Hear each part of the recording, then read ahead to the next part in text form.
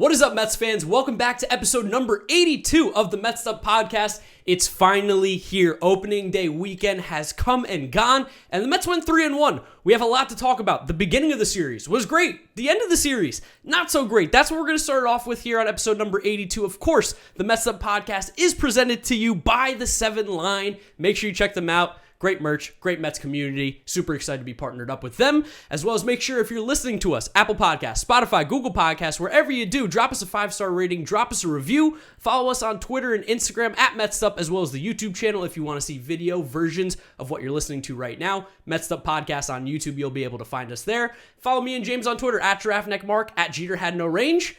And let's start talking about some baseball here, James. Of course, we are in person for this one. We felt opening day weekend. We had to get in person together. We had to watch the games, and we're starting off with Game 4 because that's the hot topic right now, and we got a lot to say. It's very fresh in the minds. We're only in here in the stew just a few hours after the game ended. We should have been here almost quicker after the game ended. We lollygagged a little bit, went to the bodega, watched some more baseball, got a smoothie, and now we're ready to talk about it, though, because there was a lot of both good and bad that happened, specifically in this fourth and final game of the National Series. And again, we want to talk about Game 4 first, just because this is the hot topic right now, and there was a lot of good in this entire series. There was bad in this game. There really wasn't bad in the other ones. So let's go ahead and rip the Band-Aid off and talk about Game 4 because, I mean, start to finish, there's so much here. It started great, didn't end great. No, and I wanted to start, before we get to the end of the game, I want to start with Carlos Carrasco.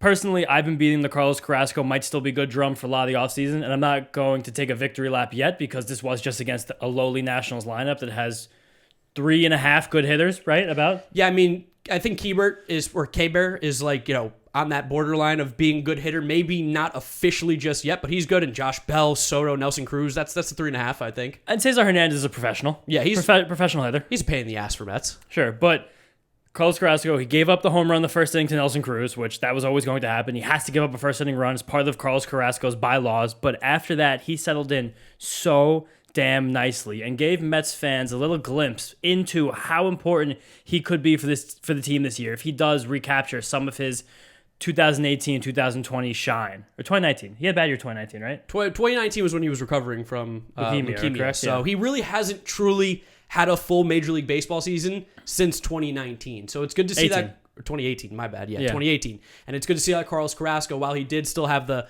first inning boogie monster, which is the first inning run, he settled in so nicely. What did he retire? Like 15 in a row, I think? Yeah, Carlos Carrasco, after he gave up that first inning home run, didn't give up another run the rest of the game, and only actually gave up one more hit. Retired the last 15 he faced, and his final line was 5 2/3 inning pitched, 1 earned run, 2 hits allowed, and 5 strikeouts. Which, if we can get that from Carlos Carrasco every 5 days, the Mets are cooking. I mean, the big storyline I feel like coming into this weekend was, of course, Jacob deGrom being hurt, but the starting pitching was great, and it's so huge, so massively important to see Carlos Carrasco pitch that well again, like you said, against the weekly Nationals, but you got to start somewhere, and that is a positive for Carlos Carrasco. We'll take it this early. Definitely. He got Juan Soto out twice. Nationals Park is not the easiest place to pitch, especially if you're susceptible to the home run ball, like Cookie Carrasco. He only gave up one of those. Threw 72 pitches, so it seems like he was maxed out, that 75 line that most of the Mets pitchers seem to have sat at this weekend. And something that we talked about a lot last year with Carlos Carrasco is mixing up his breaking balls and his off-speed pitches and giving hitters different looks. And he threw 3 different pitches at least 15 times, his fastball, his fastball, his slider, and his changeup, and then he threw his curveball 12 more times. He wound up on 27% whiffs overall. Anyone at home that doesn't know, your whiff rate is your amount of swings versus your amount of time swing and missed. So it's not total pitches. That's swing strike rate. That's your whiff rate. So 27% whiffs and 31% called swing strike rate. So that you throw the called strikes on top of the whiff rate. That's how you get your called swing strike rate. All about those breaking balls. Carlos Carrasco was using them both very well. Hitters were missing, and he looked great doing it. Yeah, no, he looked really, really good. And one thing that I love that they talked about on the broadcast was that last year Carlos Carrasco was throwing a ton of fastballs. And that's something that we mentioned a lot on the podcast. Sitting around like 50% fastballs. And for a guy whose fastball doesn't have the life that it once did, it was really hard. And that's probably why he was getting hit so hard last year. Because even remember, first innings, he was like almost going exclusively fastballs last year. And this first inning too, he was going a little fastball heavy. But after he gave the home run, changed it up a little bit, and that's where he was able to settle in. And one of the big things that they talked about was that last year, of course, he had that issue with his elbow, which we didn't know until the end of the year. He got it cleaned up this offseason with the surgery, and he was talking about that last year he could really only bend his elbow about 45%, which is crazy to say, like a 45-degree angle, whatever it was. He wasn't able to get as much extension and as much bend in it, and that this year he feels 100% better. He said his curveball is 80% better. Granted, that's a made-up number. That's fake. But for a guy to actually feel that and have the confidence now to throw his curveball, which just gives him another pitch, is huge for a guy like Carlos Carrasco because he doesn't have that great fastball he once had. I love seeing him throw, 32% fastballs today? That was fantastic. Something like that, yeah. And Carlos Carrasco's fastball was always good. It was never great. He was never a velocity guy. Where did he ever max out? 94, 95 with medium life? So, and he even today touched 94.5 a few times, so that's still there. And even today compared to last year, even without the bone spurs, even with Carlos Carrasco saying his curveball is 80% better, his velocity and spin was all down like a little bit across the board. Not down enough to where it would warrant concern, but just down enough based on the fact that it's April 10th. We're in the beginning, April 11th when you guys are listening to this, beginning of the season. Pitchers usually need a month, 6 weeks to work up to their peak velocity and their peak movement.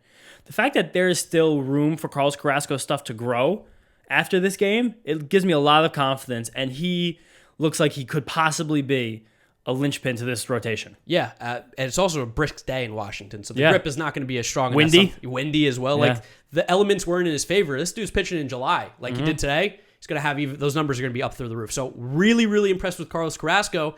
And let's give some major props to Buck before we start not giving him major props, because he did the right thing. Carrasco was cooking. He was looking great. He was just smooth through the line. Like we said, 15 in a row.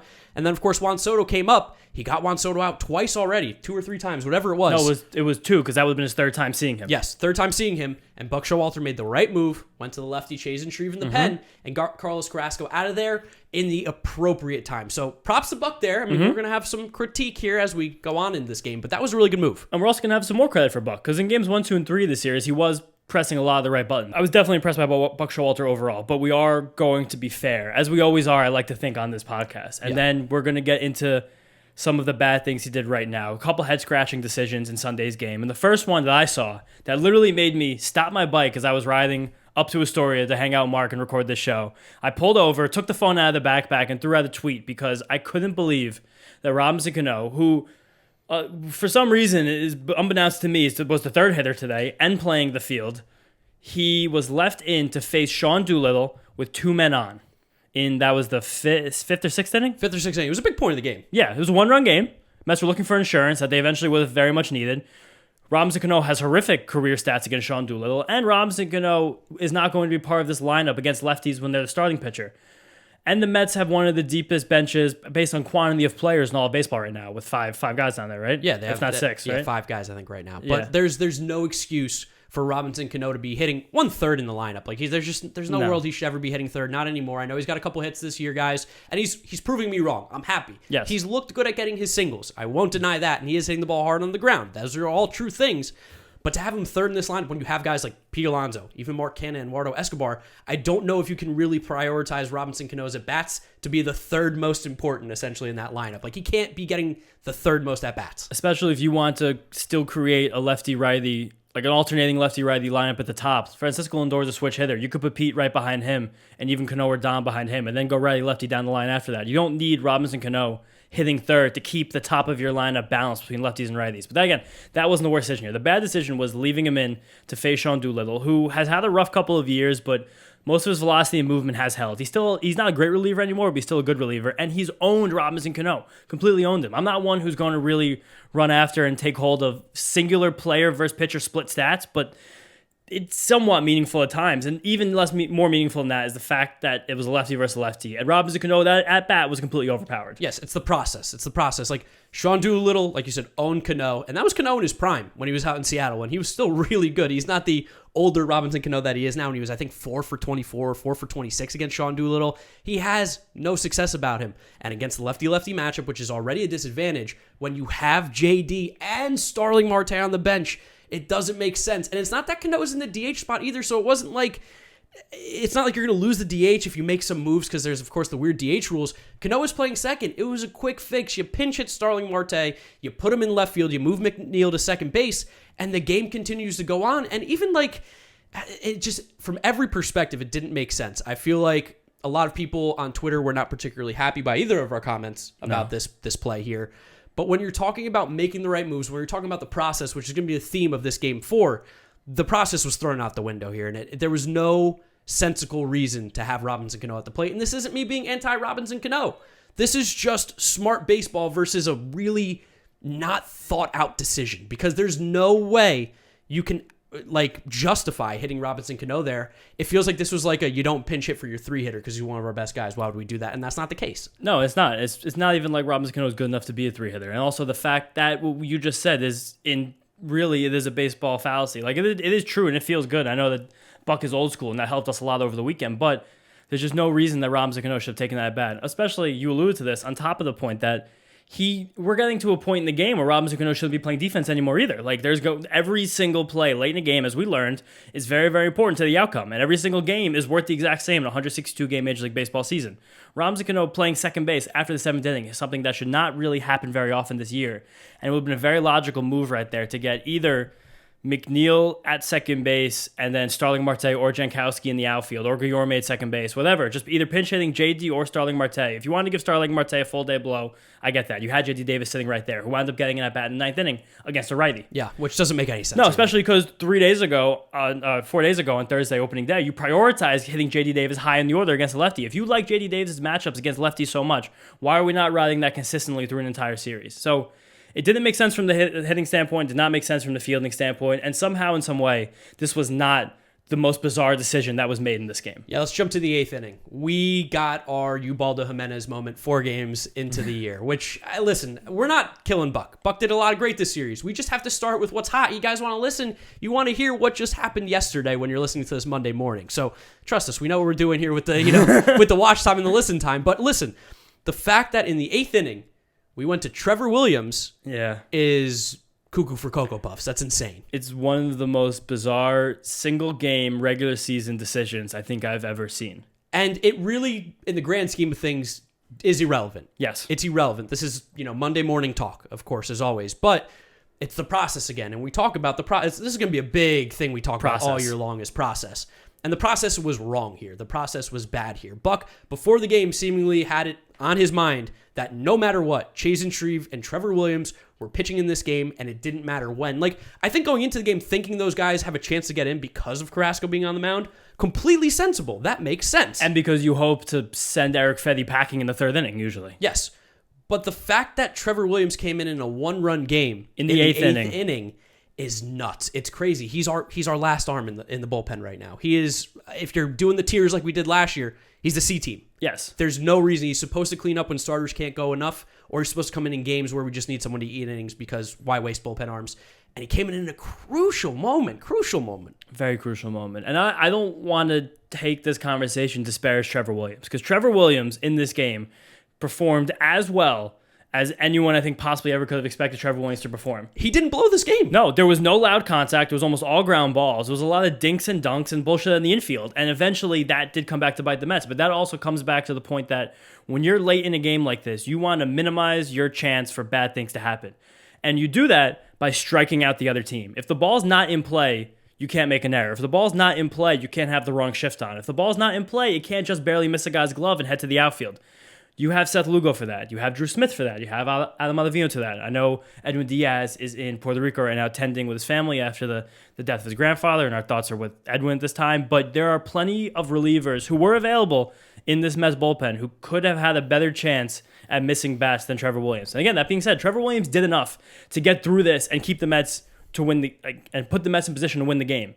It just didn't turn out that way. And that is, again, because the process here wasn't exactly sound. Yeah, and I think it's really hard to maybe convince some people that it's not the process's fault, and that, Pete made the errors. Pete made 2 errors in the inning. Technically, he made 1, but he made 2 for one and a half. Yeah, 1.5. And Robinson Cano barely missed a ground ball single. Which he, 8th inning, Robinson Cano can't play to second base. You want to play Robinson Cano, fine, but he cannot be playing on the infield past the 7th inning. Can't happen. Especially while Luis Guillorme, who is a bona fide defensive superstar, is sitting right there on the bench. Or even Jeff McNeil, who was in the game in the outfield. With Travis Jankowski and Starling Marte, both A-plus outfield defenders, also sitting there on the bench. To have a bad defender on the field in the 8th inning of a 1-run game, that is bad process. It's malpractice. No, yeah, that's the biggest blunder he's made. Granted, it's 4 games in, and he's been pretty good otherwise. No, very good. I would say very good otherwise. And we're gonna fluff up Buck here a little bit after we get out of Game 4, but you can't ignore the clear and obvious mistakes that were made.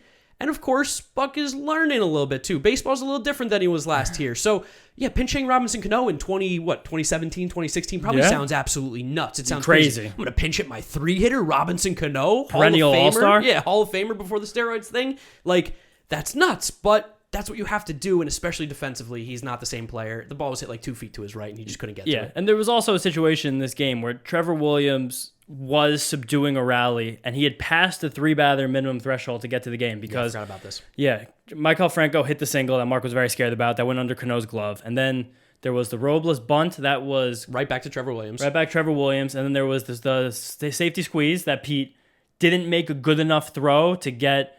Strange Gordon at home plate. He kind of looped an underhander rather than like throwing like a nice like sidearm hard right on the tag or even going overhand, like trying to spike one on the plate. Because he was dead to rights at home. If he made even a slightly good throw, he's out by 10 feet. And Keith was very disappointed talking about this because Keith is the consummate defensive first baseman. But again, that isn't like the kind of error that screws up the game. The next ground ball, which was a Tylor-made double play, a play that Pete always makes. Pete makes his play 9 times out of 10, even maybe 97 times out of 100, I'd even say. And he just kind of floated again. You can see with a guy like Pete, how he takes the one bad play and turns it into another one. Somehow he got like 2 more balls hit him that inning. Dude, I was talking to you when we were watching the game. I'm like, dude, this game, baseball's messed up. That's not fair. Every single ball the rest of the inning after the first throw to catcher went to Pete Alonso, seemingly, it felt like. Like, that's messed up. And you could see that throw was nothing mechanical. It was nothing besides a mental lapse in Pete Alonso's game where he was worried about making another bad throw, and it ended up costing the Mets another out in a longer inning. Yes, but by the time all this happened, 3 batters had come up, and if you wanted to bring in Trevor May or Joely Rodriguez, especially, I was screaming his name because he looked so good against Juan Soto on Saturday night, you had the opportunity to right the wrong and bring in a better reliever who has more swing and miss stuff against the meat of the order. And Trevor Williams has great numbers against Soto in his career. That was pointed out a lot online, and it's true. He does, but it's still Juan Soto against Trevor Williams. And Trevor Williams did make Juan Soto look stupid. And Nelson Cruz hit a seeing eye single against him. But it's just the fact that, again, Trevor Williams, just the sentence, Trevor Williams being in the game in a 1-run game in the 8th inning against Juan Soto and Nelson Cruz. And like just thinking about that, stripping away everything else that happened, it doesn't make sense, and it probably shouldn't ever happen again. Yeah, and a bullpen that consists of Trevor May, Seth Lugo, all the names that we know. And Drew Smith. We did get a little insight from Buck after the game, and it was that he did not, he says, too early in the season to use guys 3 out of 4 days. And I think that's right. Yes. I think that sentence is correct. Yes. By all means, but there was opportunities like yesterday, or I guess Saturday, since this is coming out on Monday, where a guy like Trevor Williams could have came in after Chris Bassitt when we had a nice lead. Like there was worlds where he could have gotten his work because Buck wanted to get everybody work seemingly on the team at some point this series to keep him fresh.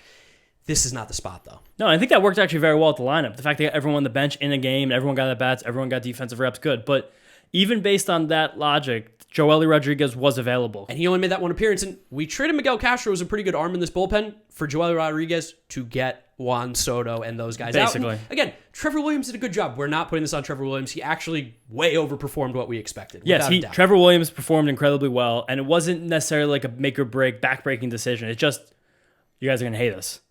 It was bad process. It was bad process. To which, you know what? I'm done talking about the process. Yeah, we got to talk about the fun games now. That's game 4. Also, shout out to Lindor. Looked good. Hit a home run. Got a couple walks as well. Yeah. He's been unbelievably patient at the plate. Walking out all over the place. Looks great. McNeil looks like the old Jeff McNeil, which is just awesome. He smiled today. He smiled when he hit a home run the other day, which we'll talk about in a couple minutes. That could be a good meme maybe for tomorrow. If you can find that picture of Jeff McNeil smiling, you know, where it's like that face, and then he's like upset, and then she goes, that face, and then he smiles. Okay, I love when he makes that face. All right, we gotta make that. I'll look through for that. Yeah. Canna and Escobar also look like they fit great. They fit so well. Marky Cheerios is what we're calling him because Mark Canna is Cheerios. He's reliable. He's there every day for you. He's great. You're not going to talk about the great taste of Cheerios. No. He's not going to get you excited. But if you need a good cereal, Cheerios is always there for you. He's going to help you poop. Yep. They helped him. Mark Canna and Eduardo Escobar helped move this lineup along. They're fiber. We've called them oatmeal, but Mark Canna is almost more boring than oatmeal. That's why we're going to call him Cheerios. Yeah, because you can get a little cinnamon in that oatmeal. Syrup. Yeah. Blueberries. And Eduardo Escobar, he's a doubles machine. I love this guy. I love a double, and he's fun. But that was game 4. Enough of the negative, because you know what? There were so many good things with the Mets this series. Tons. It sucks that we had to end the series this way because you have to talk about it almost the most. Yes.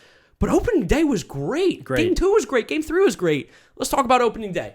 Tylor fucking Megill. Tylor Megill, our guy. He looked fantastic. He was pumping 98. 98. Everyone out there who's been riding with us since, the beginning, middle of last summer when we weren't really getting that many listens to the show, you know that we've been very high on Tylor Megill, and he impressed me so much more than I ever thought he could have impressed me on opening day. It felt like watching my son walk across the stage at graduation. It was so beautiful to watch Tylor Megill pumping 99 the first 2 innings of that game. He ended up settling in about 96, 97, which is still harder than he threw all of last year. But seeing how amped he was and how well he was able to channel that adrenaline into useful energy, not playing over his head, and maintain his command, it was so freaking beautiful. The way he was working his fastball early in that game, just completely living on the edges and the top of the zone. I tweeted the picture after the first inning, and he was literally just edges, top of the zone. There was nothing in the middle, and there was nothing low. He had a plan, and he attacked it. He wasn't scared of Juan Soto. He wasn't scared of Nelson Cruz. He went right at these guys with heat, and it worked. BDE. Tylor Megill has big dick energy. This dude has all the confidence in the world, which is what we've seen sometimes these Mets pitchers who have all the stuff lack. So he's got almost the hard part with the mental stuff, because when you're throwing 96, 97 with the great breaking stuff that we saw, Megill is in this rotation. Yeah. He's in this rotation all year. He's pitching like this. He's going to be, like we've made our YouTube video, he's going to be a secret weapon. He's going to be the X factor right now. He makes this rotation so much deeper, so much wider, so much better. He looked great. And again, it's the Washington Nationals lineup, but for the first game of the year to set the tone like that, Tylor Megill's got Major League Baseball on notice right now. Yeah, you wouldn't be able to rip Tylor Megill away from this rotation from his cold, dead hands. No. He wants this so bad, and you can just see how freaking jacked up he is to have this role and have this opportunity, and how proud his mom was on Twitter all weekend. Julie Megill. If anyone out there hasn't followed Julie Megill yet, you're missing out, because she is the quintessential athlete mom. Love Tylor Megill's mom. Yes. She's fantastic. Her tweets are great. She reps him harder than anyone I think ever will, as she should, because It's mom. it's his mom. She's a great follow on Twitter. I definitely recommend it. And then just before we wrap up, tie a nice bow here on Tylor Megill's start. I want to get to some of the X's and O's and nuts and bolts, if you guys will. The big thing we've talked about a lot with Tylor Megill, his development, how he actually can become a marquee starter in this league, is the development of his secondary pitches, namely his slider and his changeup. The fastball's great, and he pumps good velocity, but you can't throw 60% fastballs every single start of your life, especially when you're trying to get 3 times through a batting order and expect it to work. The fact that he was confident enough in each of those pitches, slider and changeup, to throw each of them 20% of the time, threw them each the exact same amount, and the fact that they were both good should give us so much confidence moving forward. His slider had 5 whiffs on 8 swings, which is completely silly, and it was spinning. It seems like Tylor Megill made a big adjustment to that pitch, because it was spinning significantly more than last year, and it was also dropping significantly more than the end of last year. This is something that we'll keep an eye on these next few series here, but it seems like a lot of the Mets have changed their sliders around to have more drop, which is kind of zigging when most of the league zags on sliders, but it worked really well for Tylor Megill. And also his changeup seems like it's a completely new pitch. It had a ridiculous amount of fade and drop, and it was coming in 5 miles an hour faster on average than it was last year. So it does look like Tylor Megill kind of hit the pitch laboratory in the offseason and took these 2 pitches to a very different level. And in taking those 2 pitches to a very different level, he seemed like he could be ready to take himself to another entirely different level. He looked great. He looked great on opening day. Gave us exactly what we needed when there was kind of a hole there. And for a guy who's basically a rookie, all intents and purposes, to come in like that, opening day, big game, you couldn't be more excited about that. Filling Jacob deGrom's shoes, the best pitcher in baseball. Tylor Megill, Major League debut, Jacob deGrom, same day. Yeah. It's the crazy comp, but boy, oh boy, are they getting oddly similar. And if Megill's throwing 96, 97 now, we're really starting to get scary on the same path here. It is getting scary, especially with the great command. Yeah, his command looked fantastic. Everything about Tylor Megill was great. Yes. And shout out to Buck. Here we go. Here's the praise for Buck. It's coming, guys. This is good process. This is good process. Sat him after 5. Yes. That was perfect. You don't want him to try and get bigger than the moment. No. You don't want to send him out there for more than he's ready for. It's a long season. Let Tylor Megill build up to getting more and more innings. And, he keeps pitching like this. He will pitch deeper into games. Yes, for sure. And I think the Drew Rasmussen comp is becoming truer and truer by the day. The fact that Tylor Megill is out here throwing 60% fastball. It's a great pitch, and he commands it well. But you can't really let a hitter like Juan Soto or Nelson Cruz see him a third time right now. You're going to feel that in June, July, and August. As Juan Soto becomes more comfortable with Tylor Megill, if he doesn't develop as quickly as Juan Soto catches up to him, then you have the propensity to get blown up. So it was I think, a great decision by Buck to take Megill out after 5, calm him down, send him to the bench with the most confidence he could possibly ever have, and then bringing in your best reliever who's not supposed to close to face the top of the Nationals order. Of course, this looks stupid as hell because Juan Soto hit the longest home run probably of the entire weekend off of Trevor May in that inning. Friend of the podcast, Trevor Yes, May. of course. But the process was sound in making our best available reliever, who's not here to close, Edwin Diaz, is the Mets' best reliever, in my mind at least, face the top of this order rather than Tylor Megill throwing 60% fastballs, seeing these guys for a third time. Great process, great move by Buck, and I was very, very impressed by what seemed to be like a big brain decision there. No, that was really, really good process. Let's keep saying process. It's the word of the episode. Process, process, process. And Trevor May's going to give up a home run to Juan Soto. Like, yeah, people are going to give up home runs to Juan Soto.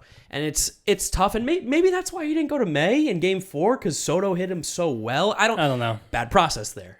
Juan Soto's going to hit 40 home runs. I mean, who are you going to pitch against him? You go with your best guy, and Trevor May's one of them. But again, it didn't really matter because the Mets were really cooking. We had runners in scoring position, and we got hits. Yes. We got hits with runners in scoring position. I didn't tweet out what is RISP this entire weekend, and that's like my favorite tweet of the year. I've been doing it for the last few. What is RISP is gone right now, it seems like, especially in Game 1. JD, Escobar, Canna, McNeil, Marte, all with runners in scoring position got hits. Cano got on twice. Yes. Scored twice. I mean, even McCann got hit. He took one for the team. Took two for the team. Two for the team. 2 hits. Yeah, 2 hit by pitches, which thank you, Washington. Yes, for that. wow. It's a blessing in disguise. With the bases loaded. No double play for James McCann. Things are turning around here. The first run of the season was James McCann being hit, I think a 3-2 pitch, or at least 2-strike pitch, on his toe by Patrick Corbin's slider to drive Robinson Cano in. If you had that in Mets bingo, good for you. You won $1 million. And it really does feel like that the Mets front office really focused on the kind of players that we brought in. I mean, think about Mark Canna, Eduardo Escobar, Starling Marte. These guys all put the ball in play. Granted, Canna's not the highest batting average guy per se, but he puts the ball in play, and he has fantastic at-bats. And that's something I noticed all weekend from these guys. Escobar, Marte, and Canna all go deep into counts. All Not really Escobar.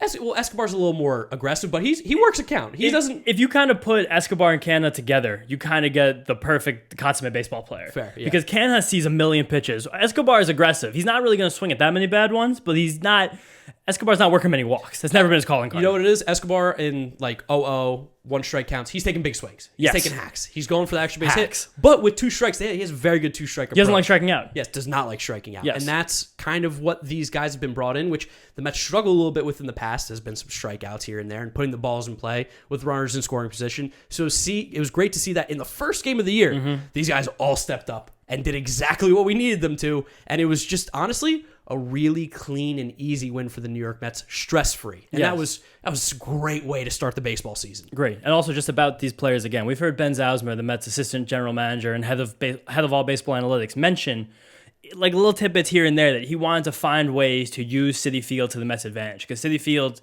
suppresses offense more than any other ballpark in baseball. It's one of the hardest places. It's literally statistically the hardest place to hit in all of baseball.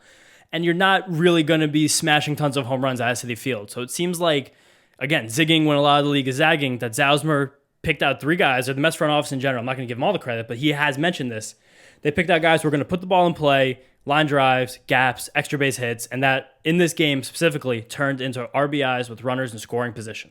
Yeah, I've fallen in love with all these guys they have already. Yeah, me too. I mean, it didn't take much. I wanted Marte on this team for the last 4 or 5 years. Yeah, since the Nimmo trade rumors came up for him and Starling Marte, I was like, yeah, do it. That was like the end of 2019. Yeah, I was like, I want Starling Marte. It was a whole pandemic ago. Yeah, and then Eduardo Escobar, I've been a big fan of. Mark Canna is just, I love these guys. It's exactly what this team needed, and I couldn't be happier after Game 1. And then it went into Game 2. Now, first, let's talk about the Apple game. Not Hannah Kaiser's fault. No. It's the first time she ever commentated, and I don't honestly think she was that bad. I think she was better than probably both the other people. I don't think Melanie Newman was that bad either. Melanie Newman was getting a lot of crap. I thought Melanie Newman, at least as far as play-by-play, she was moving the game along. And it's not really her fault that Chris Young, Chris Young played baseball, 10 years? No, he had actually a longer career than I thought. I think 12? It was like 12, yeah. The fact that he's left the game for a short few years and it seemingly just forgot, it's like all the brain just leaked out of his ear. He wasn't a particularly good player to begin with. I mean, he was a fine player. I mean, he was okay. It was just funny to hear him. He gave Dom at some point crap about not swinging at a pitch close. That was a clear ball. He's like, too close to take, Dom. You got to swing at that. I'm like, Chris Young, you struck out like 160 times in 2008.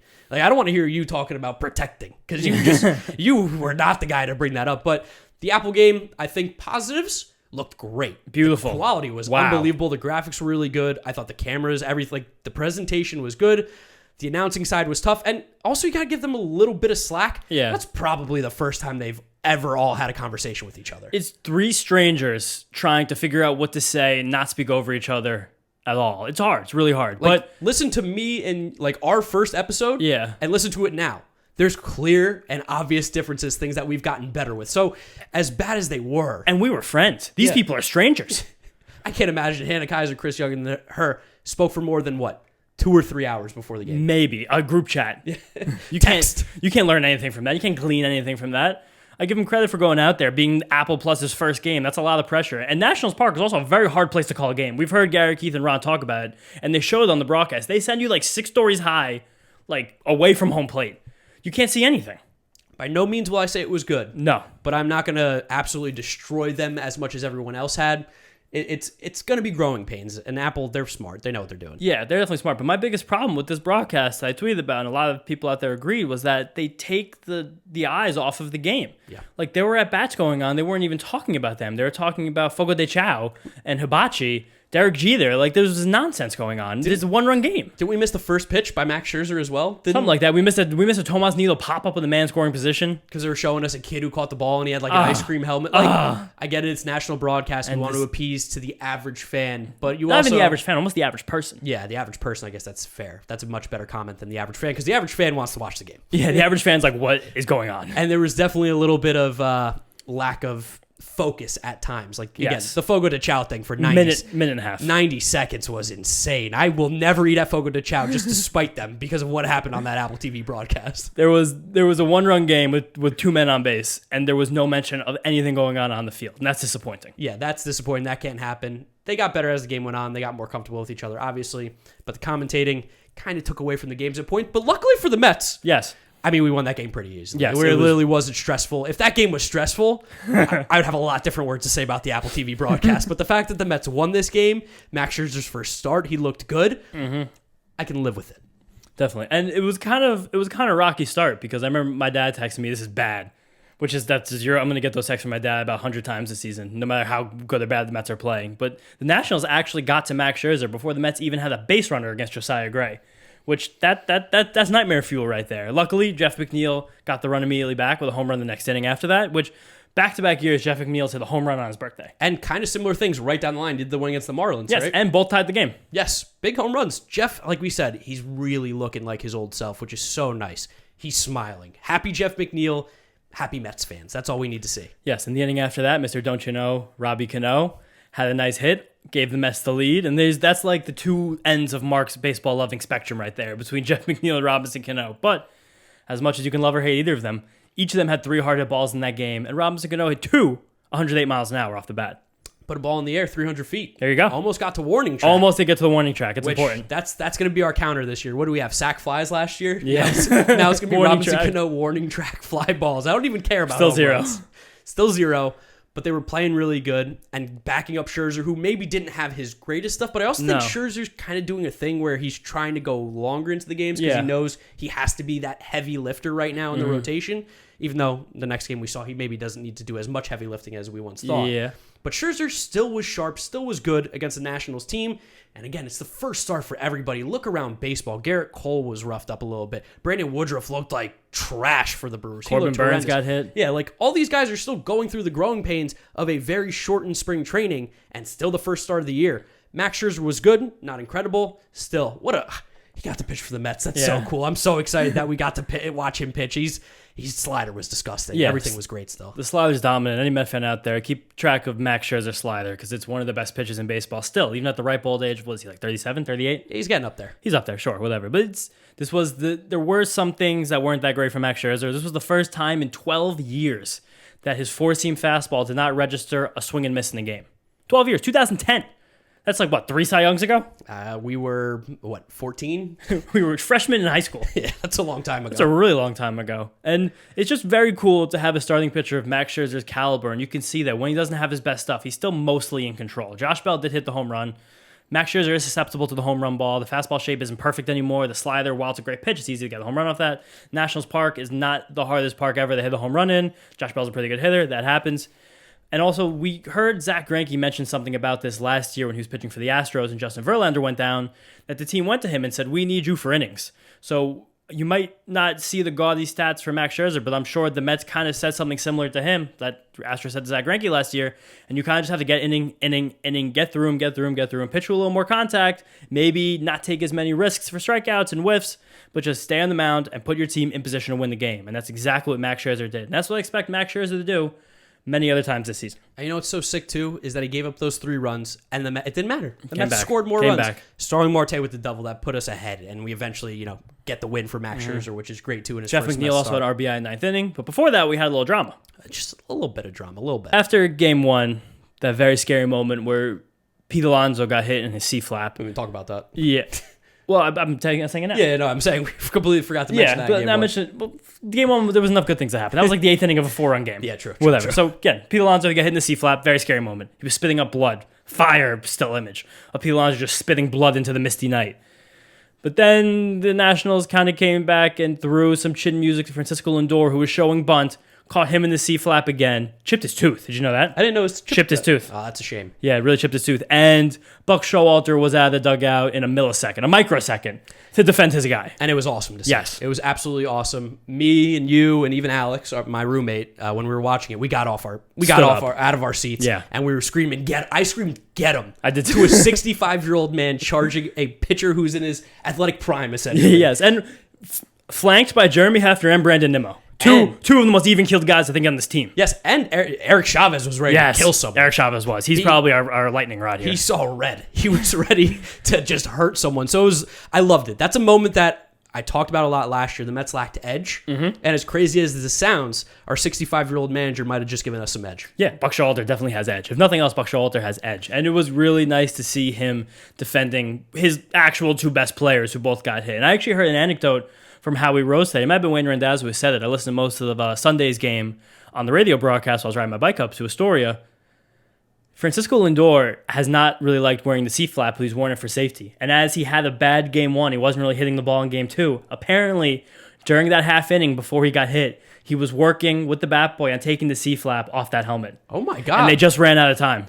Yeah, Francisco Lindor doesn't have that C-flap on. He's out for a couple months. He breaks his jaw. Broke his jaw, yeah. He Same needs Pete Alonso. Reconstruction surgery. There's a world right now where the Mets are without Jacob deGrom, Pete Alonso, and Francisco Lindor until June. Yeah, got to wear the C-flap, or as they called it on the Apple TV game, the chin strap, which Wrong. is just incredibly... Incorrect. There's no strap involved. Yes. It's not on your chin. Yeah. And then there was a lot of discourse after this game about Nationals throwing at Mets hitters. And while I don't think that's necessarily 100% true, I think there might be a tiny little bit of credence to that, just based on the fact that now after this series, the Nationals pitchers have hit Mets hitters 19 times, which is almost 1 per game. There's no reason for that at all. And I know their pitchers are bad, and that plays into it, but Davey Martinez is one of those few real old school managers left in the game, and he knows his team is dog shit, and he knows he's going to play his Mets team 15 more times, and he wants to put something in their heads, I would say. I'm not saying this is a rock-solid theory. I'm not going to the board with my hypothesis, but I do think that there's a bit of a chance that that Davey Martinez wants to, he also has some edge. Yes. He wanted to instill some edge in what's going to be a very long season series between the Mets and Nationals when he knows his team has significant disadvantage in skill. Yeah, I want to thank Dave Martinez, though, too, because I think these moments brought this Mets team a little bit closer. I mean, you saw Starling Marte on the top of the dugout in Game 1 when guys got hit 3 times. He was saying, 3, you hit us 3 times, point at the head. The fight, or the non-fight, but the bench is clearing in Game 2. This is all stuff that, as a team, you come back into the locker room after the game and you're like, F these guys, we're going to get them tomorrow. It's like billboard. What's that called? Bulletin board. Bulletin board. It's called a bulletin board. There's my bulletin board English. material. Yes, bulletin board material. It's not called a bulletin board. That's not a bulletin board. What is it? Bulletin boards are things you can stick on a board on the wall. That's bulletin board material. Something you put on the bulletin board. Yes, that's what I meant. Stick it on the bulletin board. My English isn't great. It is what it is. But Mark only gets paid to speak. Yeah, I only get paid to speak. Not in podcast form all the time. But hey, back to the game.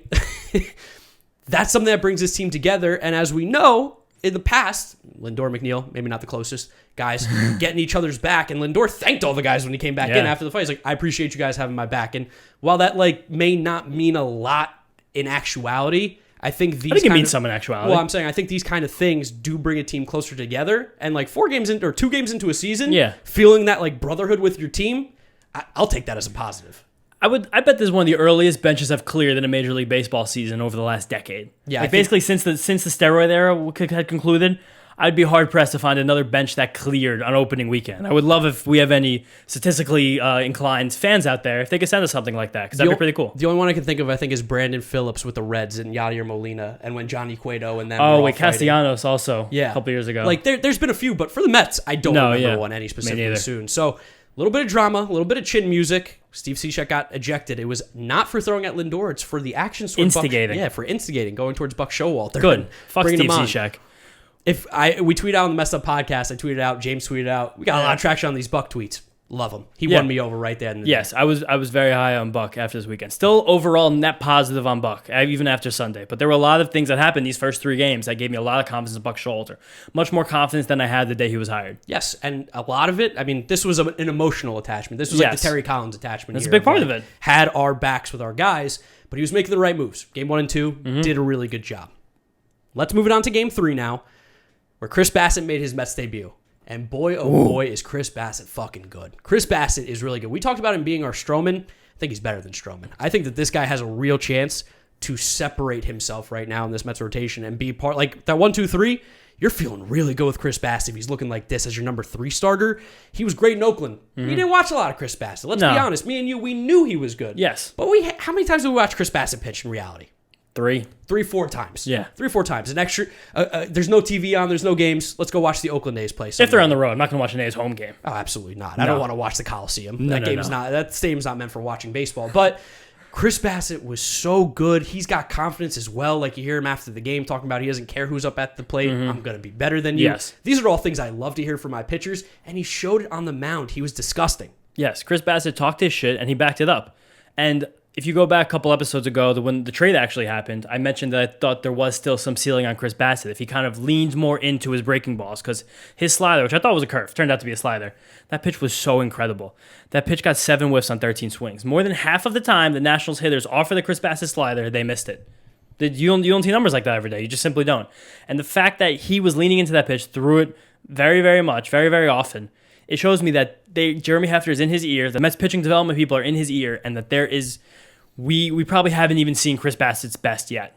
No, he's like that's another talk about another great first start of the year. Yes. Everybody in the Mets rotation had a great place to start the year. What do you go? 6 innings, 8 Ks, a couple hits, 1 walk, whatever it was. There's an argument to be made that Max Scherzer had the worst start of any Met in opening weekend. Well, I was gonna bring that up at some point. I was who gave up the most earned runs this first series? Max Scherzer gave up 3, which is so funny to say. And he got the least whiffs. But man, Chris Bassitt, I was super, super impressed. Like I said, hadn't watched a whole lot of him, but I knew how good he was, and I've seen the highlights, I've seen the clips. But watching him pitch, he's a smart pitcher. He attacks hitters. Yes. He has a bunch of different pitches, which is something that you talked about a lot early in the season is going to be great. He's got that repertoire, especially when you don't throw 98, which is huge to have.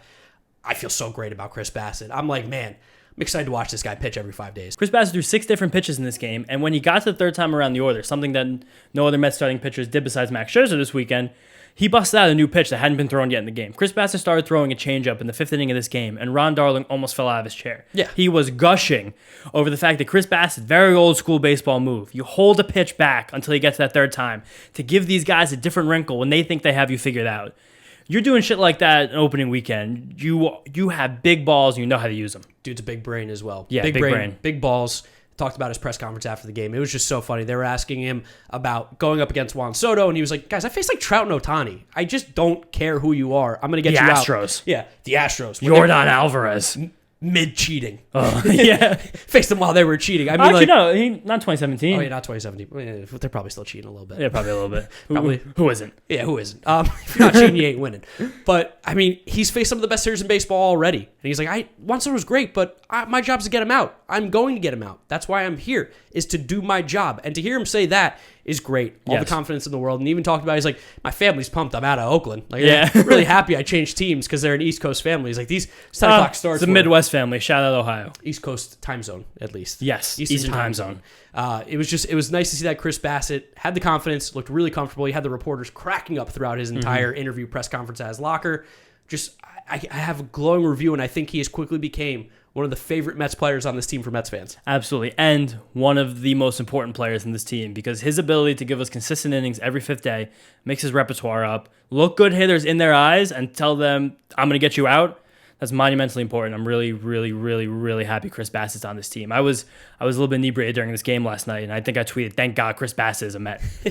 It's true. I feel that way. No, he was great. He was great. And then on the offensive side, a lot good going on here. Pete, Big B Pete, first career grand slam. How is that his first career grand slam? You know what? He walks so much with the bases loaded. Yeah. Think about it. He thinks great at bats. I mean, so it makes sense. Yeah, sure. Most other seasons, Alonso has been like by far the best Mets best hitter. That was a tongue twister. That was a tongue Mets twister. best hitter. So you're really not going to pitch him that often. Also, we mentioned this a lot, especially the last episode, the season preview. There haven't been that many Mets on base for Pete Alonso last year, especially. So to see him come up with the bases loaded and just hit an absolute nuke, little cane twirl, bat flip. Oh my God.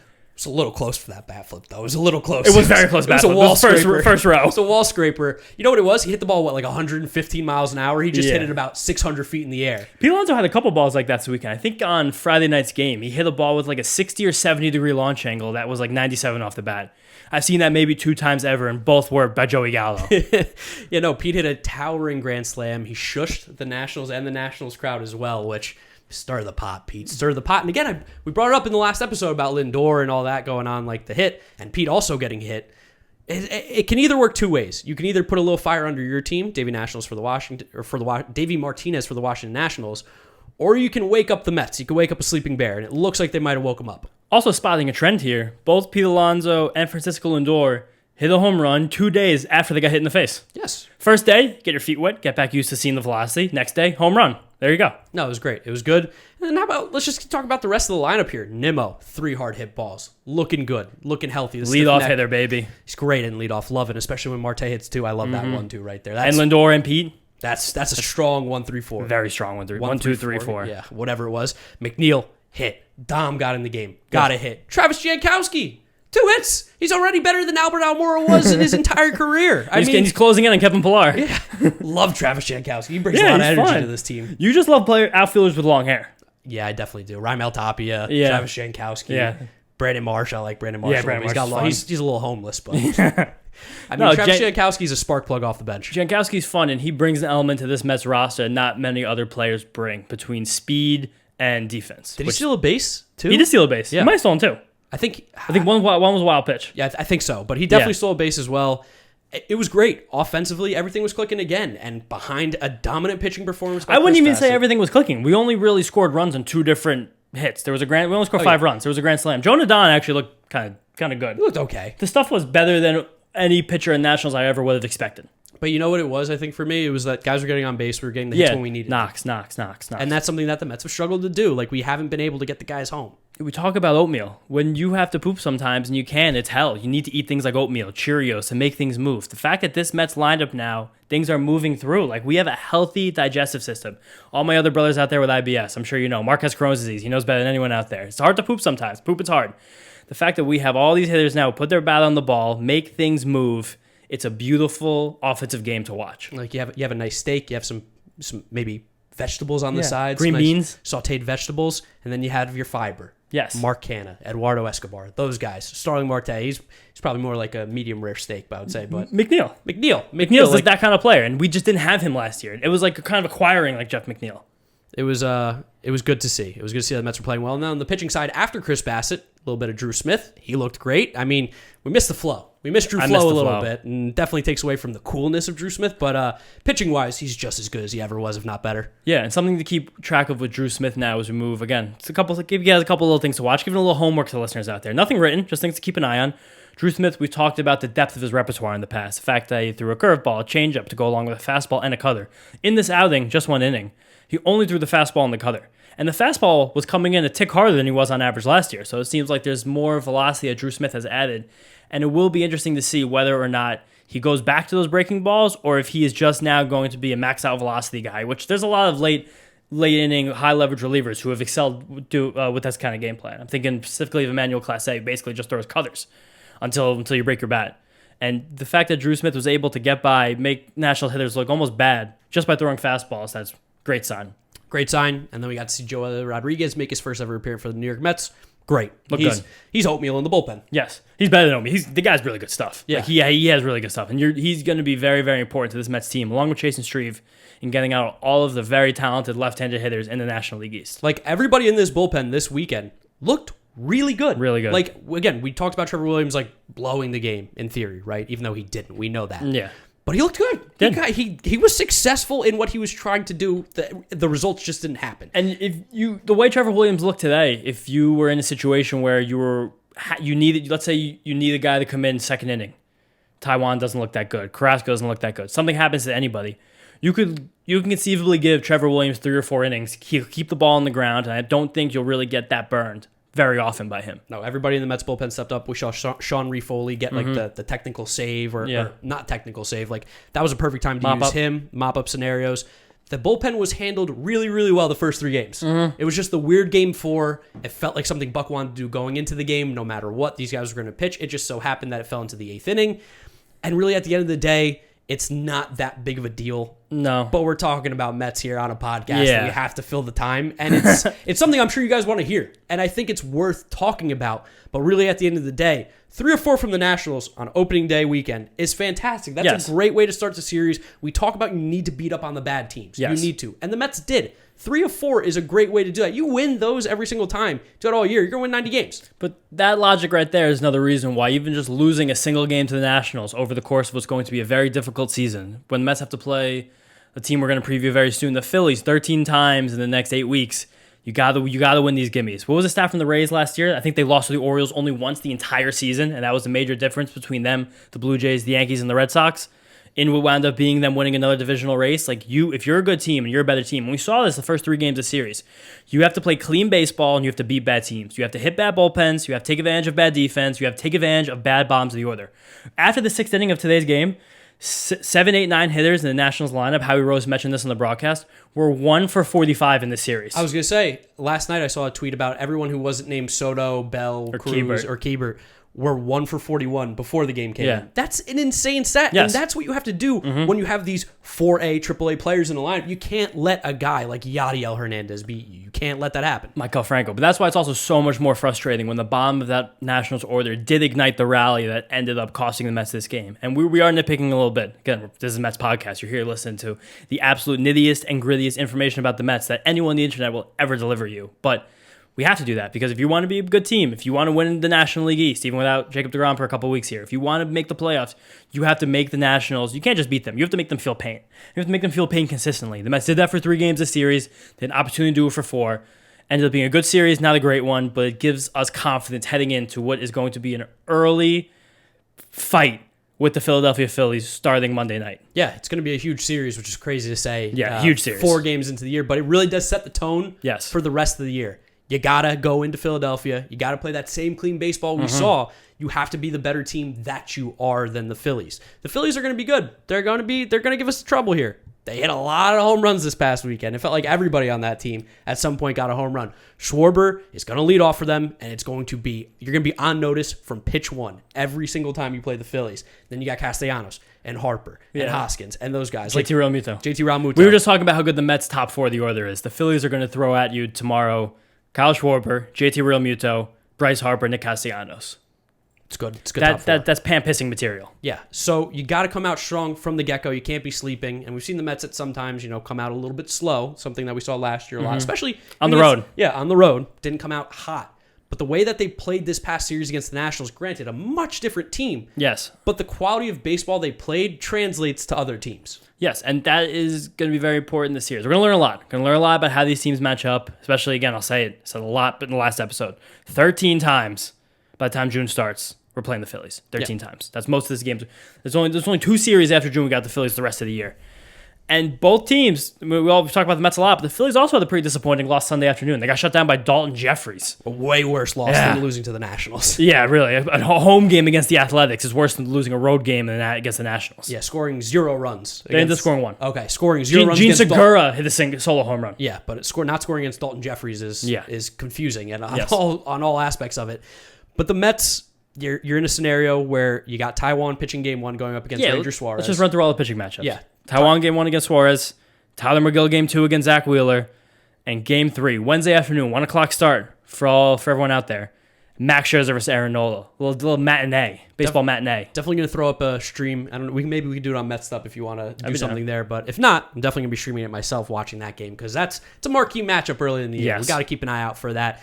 The pitching, definitely, I think if we're going to talk about like favors the Phillies right now in this series just because by a lot. Yeah, Wheeler's one of the best pitchers in baseball. Granted, coming off of the shoulder thing, he didn't pitch like at all, right, in spring? Not very much. Nola, he looked really good. Yes. Struggled towards the tail end of it at the last game. Ranger Suarez, you could talk more about him. He's great. Ranger Suarez is one of the most unique pitchers in baseball. Seam shifted wake for the people at home. Ranger Suarez throws a slider, not slider variation. His changeup and his sinker, the variations of it, they're bizarre pitches. They're impossible to barrel up. They're easy to swing and miss at. I've been on Ranger Suarez for years. Mark will give me my due credit there, telling him Ranger Suarez was good like 3 years ago. Yeah. I'm very nervous for the Monday night game. I'm very nervous for Taijuan Walker, who we just saw a week ago throwing 86 miles an hour against the spring training Marlins, get his tits lit on fire. I'm scared for that game, but I'm confident that with Megill and Scherzer, and even just with the offense, maybe the Mets can hit Ranger Suarez. Maybe now they've seen him a few times last year. Got to win two or three of these games. I think we're going to see David Peterson's season debut in the series too. Oh, definitely. He's up obviously because of the Edwin Diaz bereavement, which you talked about earlier. Mm-hmm. Peterson's going to get in at some point. He was the only player, I think, on the entire Mets roster who did not make an appearance in the opening day weekend series. So keep an eye out for him. Taijuan, especially with that knee, even if he is going well, probably doesn't go past 4 innings. I think you're really pushing it at that point. 60 pitches, maybe? Yeah, 60 pitches. He didn't really pitch much in spring, coming off of the knee surgery and especially the rough routing. The last time where he said his knee was bothering him, David Peterson's probably warming up from pitch 1. Yeah, and I feel like that is a pretty good piggyback for Taijuan because you when you do the piggybacking thing that a lot of teams in baseball are doing, especially as opening week, you don't really want those pitchers to have the same handedness because it kind of becomes like a cat and mouse game with the other manager, even though Joe Girardi he might have a smaller brain than the average cat, being able to set platoons up in a lineup before the game. So you can pitch Taijuan for 3, maybe Peterson for 3. You switch up the handedness. The hitters get a different look after 1 or 2 times through. That's how you're going to have to kind of manufacture Taijuan Walker's production early in the season. I think it's possible. And for all you Mets fans, Philly's got a top prospect up as well, Bryson Stott, who's been playing a little bit. He's looked pretty good. He's a good little left-handed hitter. Keep an eye out for him towards the bottom of their order. He's not an automatic out by any means. Very good hitter overall for this Phillies team. The lineup's better with him in there than when it's like Alec Boehm. And the defense is better. Yeah, and the defense is better for sure. But the Phillies, they're going to hit. Yes, a lot. This is like the weirdest thing to say because oh, duh, idiot. Like, you have to outscore the Phillies to beat them. Yeah, and the Phillies bullpen, while it's not good, it is better than disaster, than like it has been in recent years.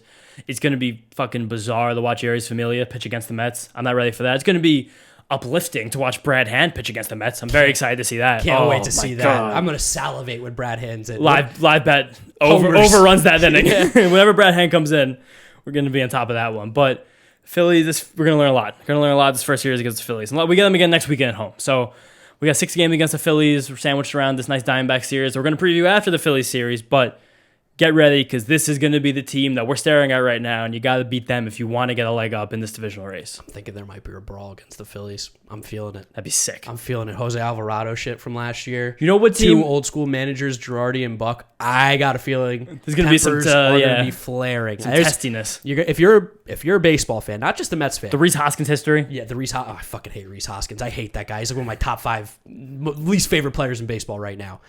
It's going to be hot. Tempers are going to be flaring. These are 2 teams competing, like we said, for the top of the division. It's going to be a must-watch series. It's going to be a huge series, and I'm excited. I'm really excited to see this. Like, I hate Philly, and I don't want to see them play well. But boy, oh boy, this is going to be fun baseball to watch. And for when it seemed like we weren't going to have baseball for a bit, this is an awesome series to start the year with. It is an awesome series to start the year with. And just a little bit on the gambling side here. Just want to mention something. Guys, take a look at the overs. This is for the Messed Up listeners here. Take a look at the overs on the first inning, especially in Philadelphia, which is a bandbox. Just keep an eye out for them. Maybe sprinkle a little money here and there if you've got it to play with. Especially, we just talked about 2 teams with very good top 4 of the orders. That's who comes up in the first inning generally. Yes. Yeah, it's not a bad play. Yeah, if you're a gambling man or woman, just keep an eye out for them. If you're in New York or New Jersey, of course, where it's legal. Yeah. Please, DraftKings sponsor us. I would love a DraftKings sponsor. And you would. You have one. I'd cry. For this podcast. I want it for this podcast. What you asshole? Yeah, the DraftKings sponsor. I know. I want all the boys. I want us to eat. Everybody eats. And then unrelated to the Philly series, let's just talk about some former Mets around the league real quick. Yeah. Shout out to Billy Bombs. Billy McKinney hit a home run against the Phillies. A big reason why they lost to Oakland in the last game. Even when he's not with the Mets, he's helping this team out.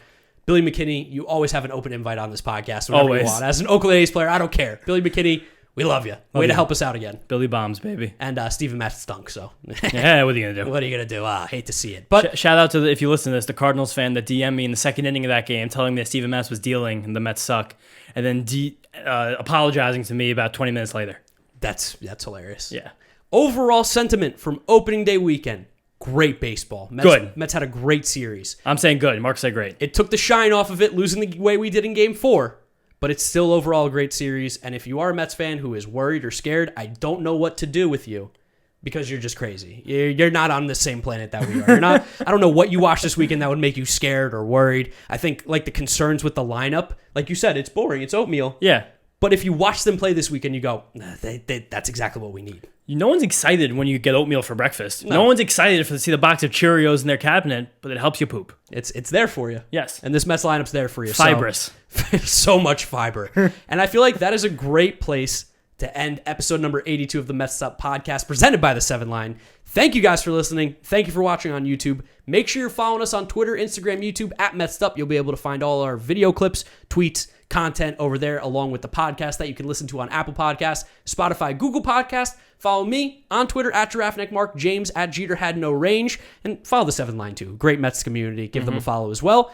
I think that's where we're wrapping it up here, James, right? Oh, yeah. All right, guys. We'll catch you on the next episode after the Philly series to preview who do we got next? Oh, the Diamondbacks home opener. It's going to be great. It's Tom Seaver statue. Tom Seaver statue. So much going on in the next episode, so you don't want to miss out. And let's please, for the living, for God's sake, beat the living shit out of the Phillies. Just win 2. Win 2. Thanks for listening, guys. Peace out. Peace out, guys. See you next time. That was a damn good episode.